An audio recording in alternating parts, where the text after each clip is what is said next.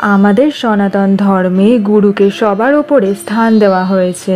বন্ধুরা, আমাদের গুরু হলেন ব্রহ্মা, বিষ্ণু এবং মহেশ্বর। তিনি সাক্ষাৎ পরম ব্রহ্ম অর্থাৎ জগতের স্রষ্টা। তাকে প্রণাম করার অর্থ হল সৃষ্টিকর্তাকেই সম্মান জানানো, কারণ গুরু হলেন তিনি যিনি আমাদের মনের অন্ধকার দূর করে, আমাদের পরম জ্ঞান প্রদান করে এবং এই সৃষ্টির সমস্ত কিছুর সাথে পরিচয় ঘটান। তাই আমাদের সকলেরই জীবনে গুরুর স্থান সবার ওপরে। পবিত্র গুরু পূর্ণিমার এই বিশেষ দিনটি গুরুর প্রতি বিশেষ ভক্তি এবং সম্মান জানানোর জন্যই পালন করা হয়ে থাকে। প্রতিটি বছর এই সময় আমরা গুরু পূর্ণিমার এই দিনটি শ্রদ্ধার সঙ্গে পালন করে থাকি। আসুন প্রিয় দর্শক বন্ধুরা, এইবার দেখে নেওয়া যাক এই বছর অর্থাৎ 2025 সাল 1432 বঙ্গাব্দে গুরু পূর্ণিমা কবে পড়েছে এবং কখন পড়েছে। গুরু পূর্ণিমার এই বিশেষ দিনটি আপনি কিভাবে পালন করবেন, পাশাপাশি গুরু পূর্ণিমার মাহাত্ম্য। নমস্কার প্রিয় দর্শক বন্ধুরা, কৃষ্ণার্জুন চ্যানেলের পক্ষ থেকে আপনাদের সকলকে জানাই আন্তরিক স্বাগত।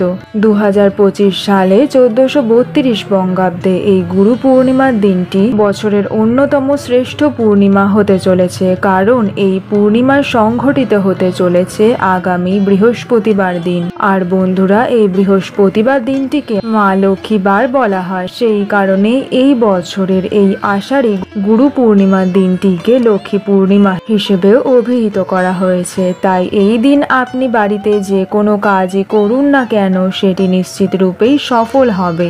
এই লক্ষ্মী পূর্ণিমা তথা গুরু পূর্ণিমা তিথি পড়েছে আগামীকাল 9ই জুলাই বুধবার, বাংলায় 24শে আষাঢ় রাত 1:21 থেকে, যা থাকছে পরের দিন অর্থাৎ বৃহস্পতিবার, বাংলায় 25শে আষাঢ় অর্থাৎ 10ই জুলাই বৃহস্পতিবার রাত 2:04 পর্যন্ত।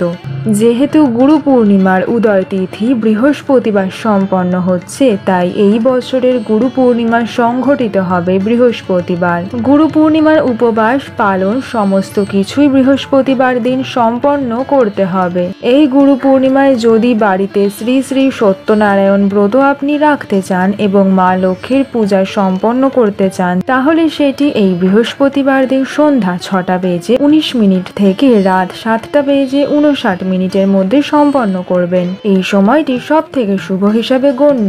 বন্ধুরা, আপনাদের মনে নিশ্চয়ই এমন প্রশ্ন কখনো না কখনো এসেছে যে এই দিনটিকে গুরু পূর্ণিমার বিশেষ দিন হিসাবে বেছে নেওয়া কেন হলো। বন্ধুরা, গুরু পূর্ণিমা তিথিতে মহর্ষি ব্যাসদেব মুনি পরাশর এবং মাতা সত্যবতীর গৃহে জন্মগ্রহণ করেছিলেন। তাই এই দিনে মহর্ষি ব্যাসদেবের জন্ম জয়ন্তী পালন করা হয়। সেই কারণে এই পূর্ণিমাকে ব্যাস পূর্ণিমাও বলা হয়ে থাকে। ব্যাসদেব হলেন 18টি পুরাণ রচয়িতা, বেদের রক্ষাকর্তা, পাশাপাশি মহাভারতের রচয়িতা। এই পবিত্র পূর্ণিমা তিথিতে গৌতম বুদ্ধ পরম জ্ঞান লাভের পর তার শিষ্যদের প্রথম জ্ঞান বা উপদেশ দিয়েছিলেন। হিন্দু পুরাণ অনুযায়ী ভগবান দেবাদিদেব মহাদেব আদি যোগী থেকে আদি গুরুতে পরিণত হয়েছিলেন এই পবিত্র পূর্ণিমা তিথিতেই। এই দিনেই তিনি সপ্তর্ষির 7 জন ঋষি শিষ্য বশিষ্ঠ, অত্রি, পুলহ, পুলস্থ, কেতু, অঙ্গিরা এবং মরীচি এই 7 জন